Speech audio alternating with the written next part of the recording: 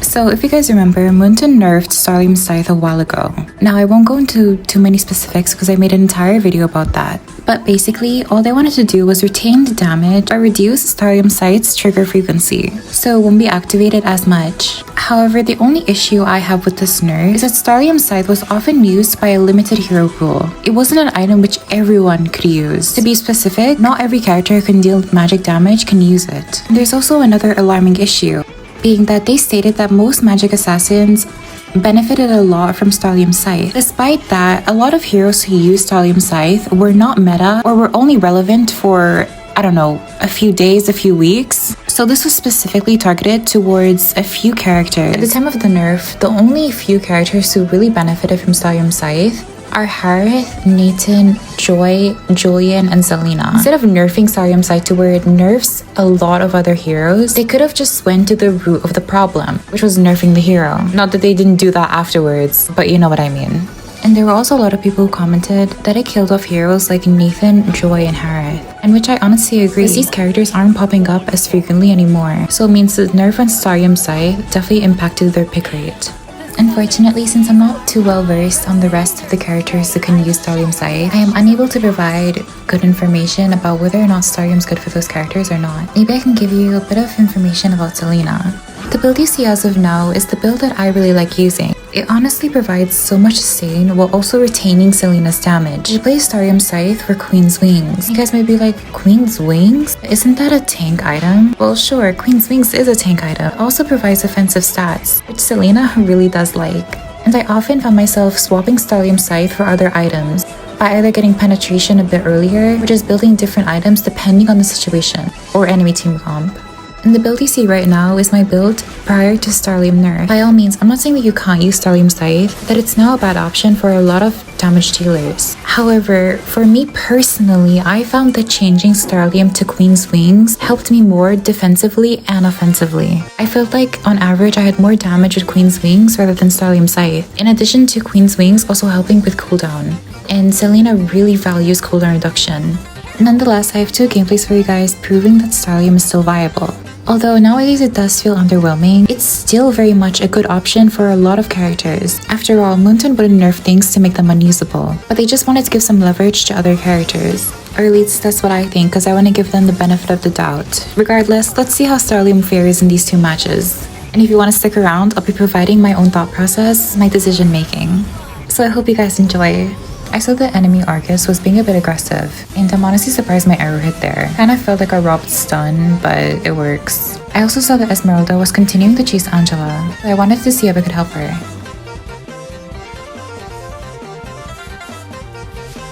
Although Angela purified, I don't have to worry, because my enhanced basic attack plus my trap would deal enough damage. Even that was a bit overboard, because my trap didn't even explode. A good early game start. Now, I got a bit greedy here, and I knew that Argus would definitely try to clear his lane, anticipating that I stunned him. Unfortunately, it's not enough damage, so I try to go for another snipe. Although I missed, my trap should be enough. And we get it. While we go back to base, let's discuss the enemy team comp. It's not that bad against Selena, however there are a few main issues. Enemies do have a lot of mobility, being Argus, Yusen-Shin, and Moskov. And they also have someone who can easily immune my traps and stuns, being Lunox. The cherry on top is their support Angela, so if I don't kill them fast, she's basically a healing fountain, and she'll just heal up all the damage I dealt. Other than that, I think we're good to go. I tried to snipe at their jungle, because if we kill their jungler, it's a free turtle. However, I ended up sniping Angela, and I know I can go for the kill because Angela used Purify earlier. Though Moskov ulted and hit Guinevere, I'm not that scared of Moskov trying to kill me, so just end up dying in the process.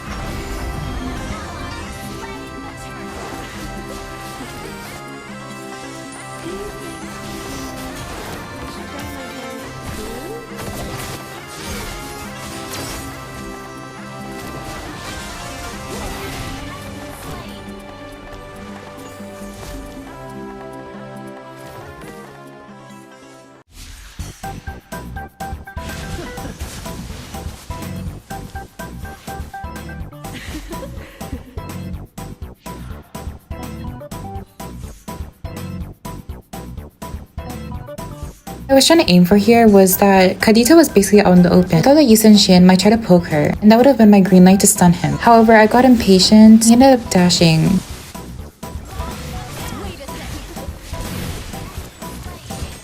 I don't know why, but I had a gut feeling Lunox would try to flicker. Maybe it's because I had a killing streak. Here I had to attack her and get my shield. If I kept running, I was guaranteed dead. If I were to try get my shield, I would still be in grave danger. It still paid off and I'm alive.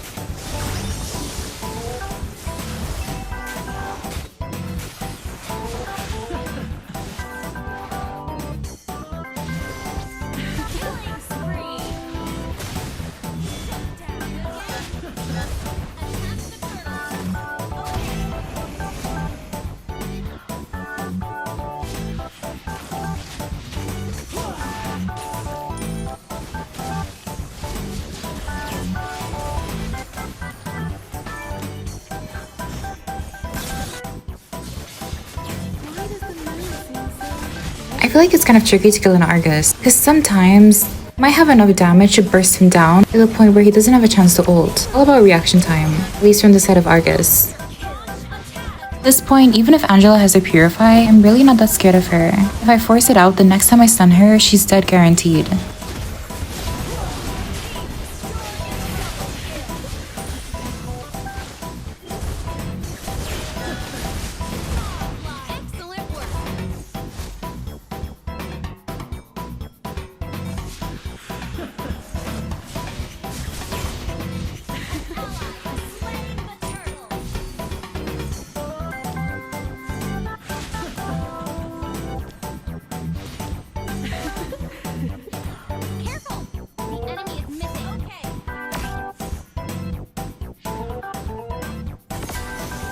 Here what I was thinking is that Guinevere would try to stun Lunox, and if Guinevere were to miss and Lunox would ult, I would stun her. However, we both use our CC skills at the same time. It was just miscommunication on our part.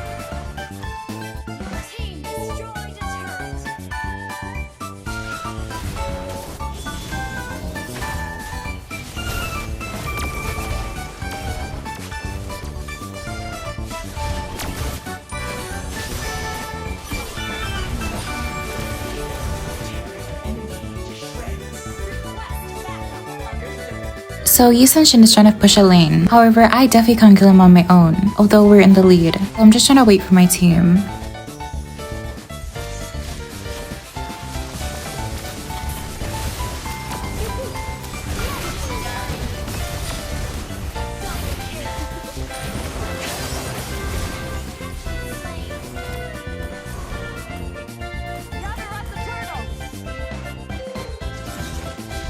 I don't really think Argus is a problem right now, so if I force out his ult, it's even better.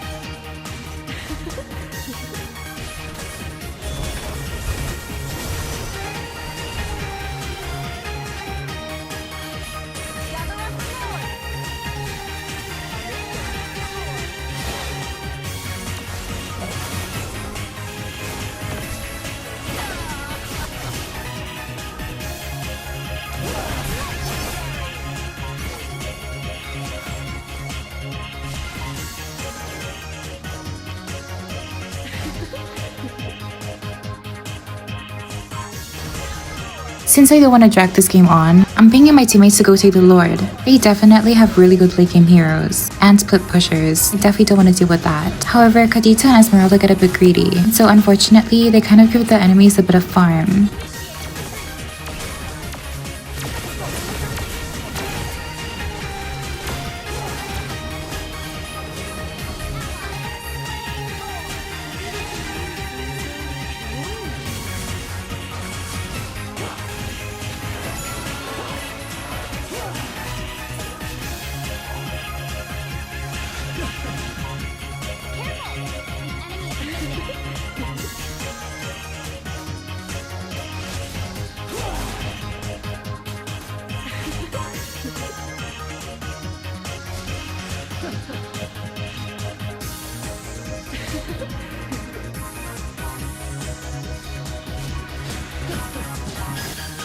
I'm not sure if Yusen Shin can kill me at this point. I definitely don't want to risk dying now, so I had to use my flicker.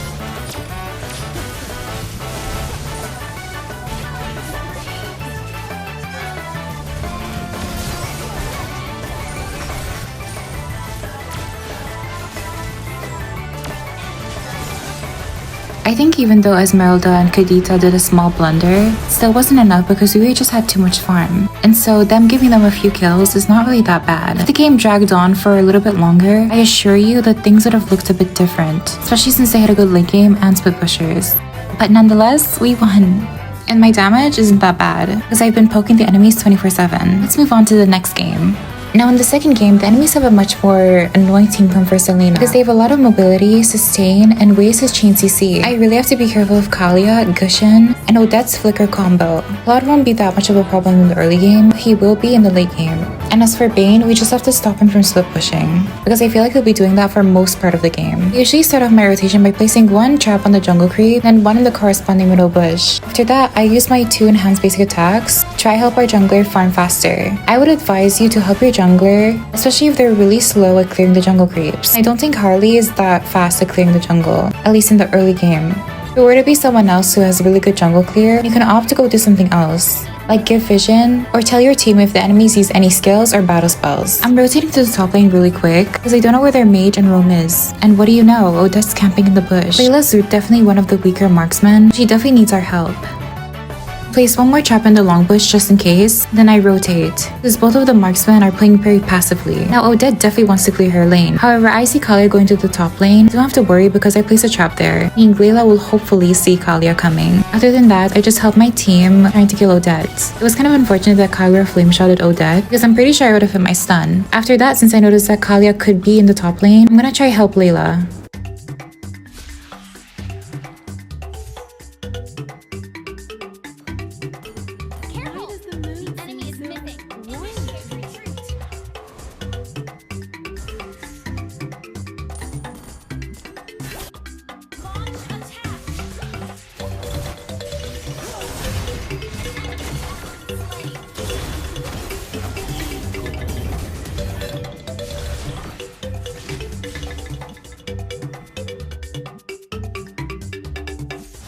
Since the turtle is about to spawn, I want to give vision around the turtle area. It's best to secure some territory while we're at it.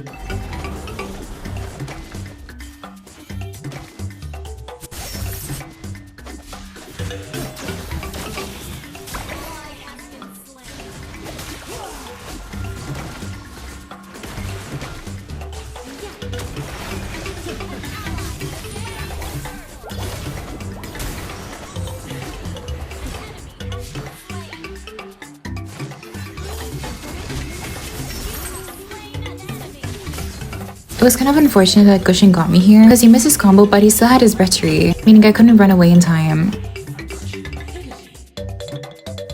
Since Kagura and I are trying to ambush somebody, I noticed that Gushin is in the area. Although Odette got her combo on us, Harley's here to assist.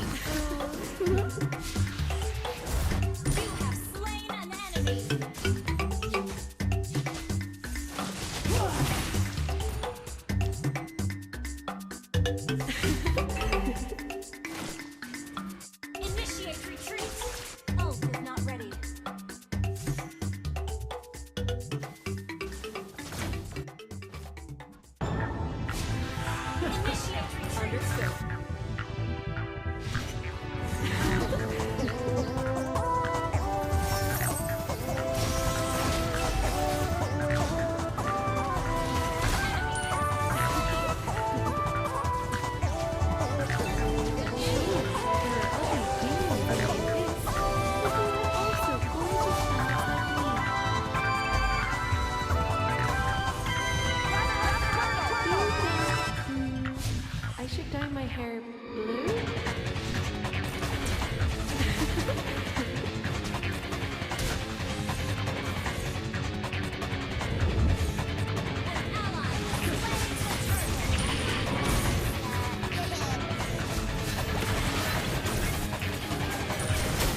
Since Odette has a really long ult cooldown in the early game, I anticipated that she probably didn't have it by now. She was very close to having it, but it was not ready in time. I don't have to be that scared of Gushin because he has some marks on him, and I can do enough damage to kill him, and back away safely.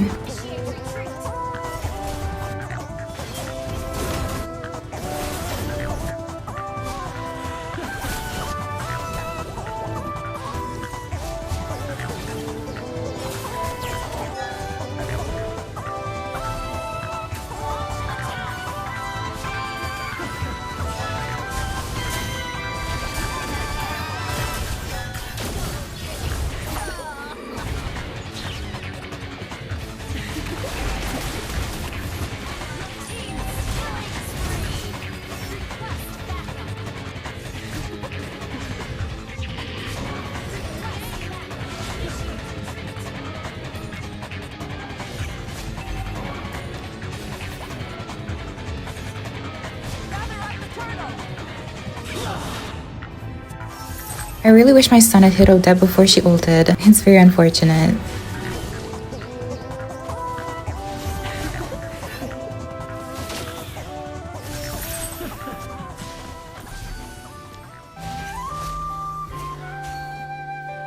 One thing I like doing to Kalia is when they're about to jump on a wall, I just stun them and they come back down. So that's one skill evaded.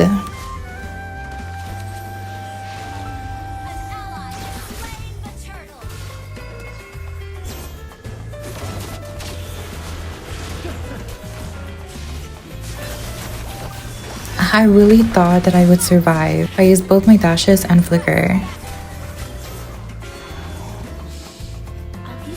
I think Kagura hesitated a bit because Bane is using a tank build, so she probably thought we wouldn't do enough damage to kill him. Since Bane could only take damage and not deal, we're easily able to kill him.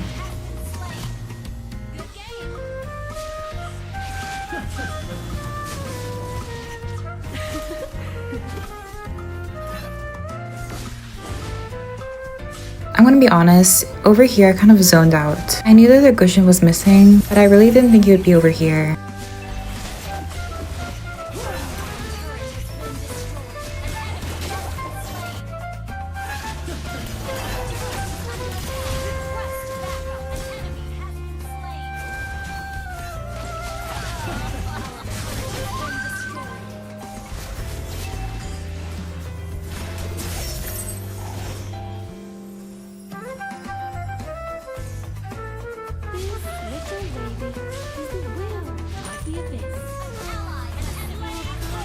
But y'all know I gotta get my spin back. Like, if you kill me, I'm gonna get you back.